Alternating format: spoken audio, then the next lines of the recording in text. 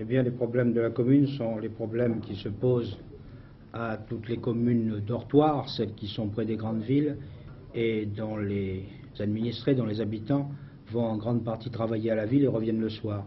En plus de ces problèmes de communes dortoirs depuis la guerre d'Algérie, d'autres problèmes sont venus les rendre plus lourds, plus difficiles à résoudre.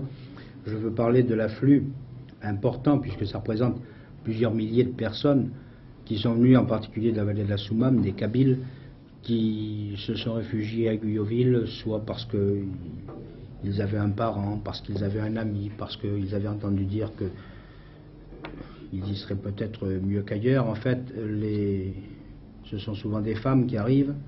Elles ont 2, 3, 4 enfants avec elles. Leur situation est toujours à peu près la même. 2 fois sur 4, leur mari est mort. Le plus souvent, il a été tué dans des conditions qui sont assez mal définies. Il a été tué par erreur, il a été tué quelquefois par le FLN, quelquefois par l'armée. On ne sait pas très bien toujours dans quelles conditions exactes. Elles arrivent ici. Elles ne parlent ni le français ni l'arabe. Le plus souvent, elles n'ont jamais travaillé. Et elles sont là, soit prises en charge par des parents vivants ou essayant de survivre dans des conditions qui sont souvent assez malheureuses. Quelle solution avez-vous trouvé pour réadapter ces gens-là? De solutions, il n'y en a pas. Il faudrait d'abord que la guerre s'arrête, ce serait la première des conditions. Pendant un certain temps, on leur donne des bons de pain, on leur donne des bons de lait, on essaye de les empêcher de mourir de faim.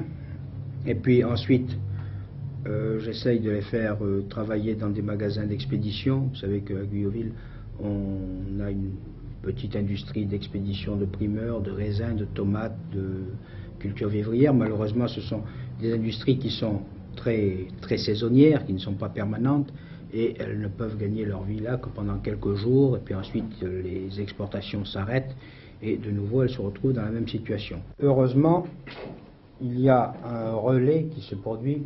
Ce sont les travailleurs kabyles qui se trouvent en métropole et qui, dans des cas assez nombreux, envoient de l'argent à leurs familles repliées à Guyotville.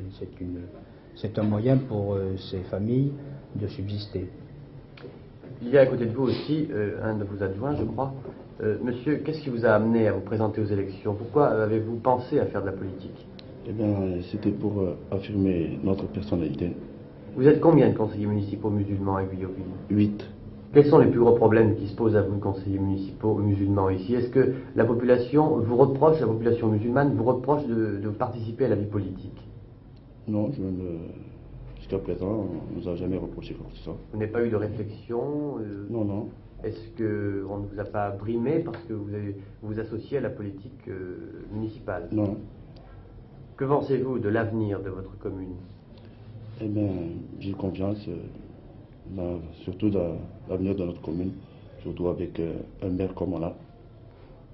Vous avez confiance? Confiance. Quoi qu'il arrive? Quoi qu'il arrive.